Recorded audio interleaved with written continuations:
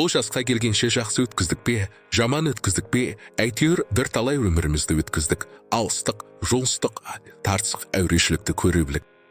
Енді жер ортасы жасқа келдік, қажыдық, жалықтық, қылып жүрген ісіміздің баянсызын, байлаусызын көрдік, бәрі қоршылық екенін білдік.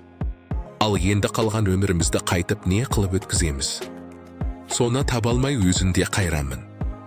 Ел бағу. Жоқ, елге бағым жоқ. Бағусыз дертке ұшырайын деген кісі ел бағамын демесеге.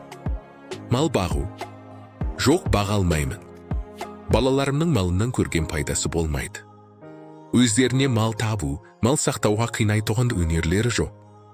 Ғылым бағу. Жоқ, ғылым бағарға да ғылым сөзін сөйлесер адам жоқ. Білгеніңді кімге үйретесің, білмегеніңді кімнен сұрарсың. Балаларды бағу. Жоқ, оларды да бағуға болмайды. Қазір оларды бағуға мойнымда, қолында келмейді. Енді қартайғанда қызық көрерліктей немене бар. Балалық қылдым, тағы қайталай алмаймын. Жастық қылдым, оны да қайтара алмаймын. Енді қалған өмірімізді не қылып өткіземіз?